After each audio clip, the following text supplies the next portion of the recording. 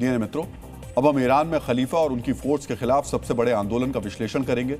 Iran के सर्वोच्च धार्मिक नेता अयातुल्ला अली खामनेई और उनके समर्थन वाली ईरान की सरकार के खिलाफ बड़े विरोध प्रदर्शन शुरू हो गए। इन प्रदर्शनों की व्यापकता को देखते हुए सवाल उठ रहे हैं, क्या ये नया साल ईरान में तख्ता पलट वाला साल साबित होगा?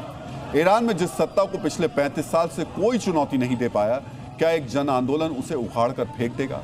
आज आपको भी जानना चाहिए कि ईरान में शुरू हुआ आंदोलन कितना व्यापक है और क्यों इस बार आंदोलन को खलीफा की सत्ता के लिए सबसे बड़ी चुनौती कहा जा रहा है। ईरान में आर्थिक संकट और लगातार गिरती मुद्रा के खिलाफ जो विरोध प्रदर्शन हुए वो आज चौथे दिन भी जारी रहे। अब ये प्रदर्शन ईरान के 21 प्रांतों में फैल गया है। यानी इस बार आंदोलन की आग सिर्फ राजधानी तेहरान और आसपास नहीं लगी, एक साथ ईरान के 21 प्रांत सुलग रहे हैं। हालात इतने बिगड़ गए हैं कि सड़कों पर सेना को उतार दिया गया है। ईरान की सरकार के लिए सबसे ज्यादा चिंता की बात यह है कि धीरे धीरे यह आंदोलन और ज्यादा उग्र होता जा रहा है। ईरान के फासा शहर में प्रदर्शनकारी एक स्थानीय सरकारी इमारत में घुस गए। प्रदर्शनकारियों ने फासा के गवर्नरेट कार्यालय के गेट को तोड़ दिया। यानी अब प्रदर्शनकारी सीधे सरकारी संपत्तियों को नुकसान पहुंचा रहे हैं। खामनेई को तख्ता पलट का डर इसलिए भी सता रहा है क्योंकि पहली बार आंदोलनकारी IRGC यानी इस्लामिक रेवोल्यूशनरी गार्ड कॉर्प्स को निशाना बना रहे हैं। समझ रहे हैं आप? IRGC जो ईरान की सबसे एलीट सैन्य और सुरक्षा ताकत है, जो सीधे देश के सुप्रीम लीडर खामनेई को रिपोर्ट करती है, जिसके सामने अब तक प्रदर्शनकारी नहीं आते थे, इस बार उस IRGC के ठिकानों को आग के हवाले किया जा रहा है। यानी सीधे खामनेई की सबसे बड़ी ताकत पर हमला हो रहा है। इस बार सड़कों पर सीधे खामनेई के खिलाफ नारेबाजी हो रही है। उनके हाथ से सत्ता छीनने की बात की जा रही है। खामनेई के खिलाफ गुस्सा इतना ज्यादा है कि अब उनके स्टैच्यू भी गिराए जा रहे हैं।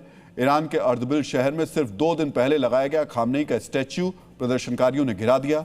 आज से पहले आपने भी कई आंदोलनों की तस्वीरें और खबरें देखी होंगी।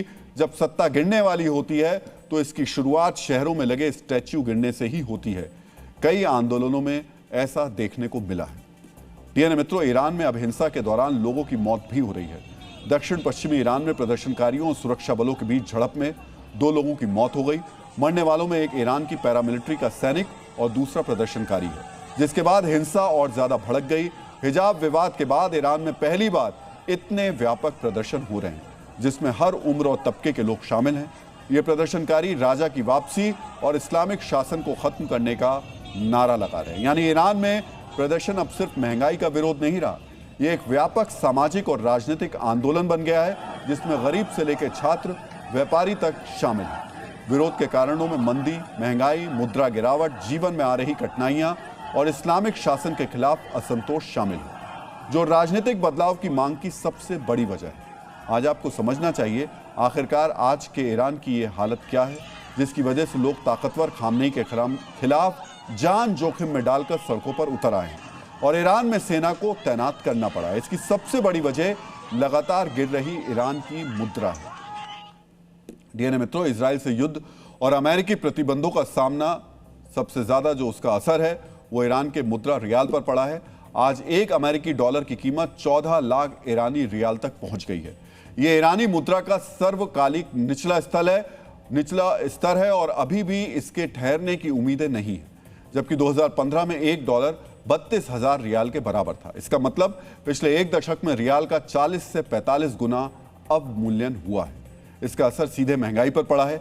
ईरान में दिसंबर 2025 तक महंगाई दर 50% तक पहुंच चुकी है।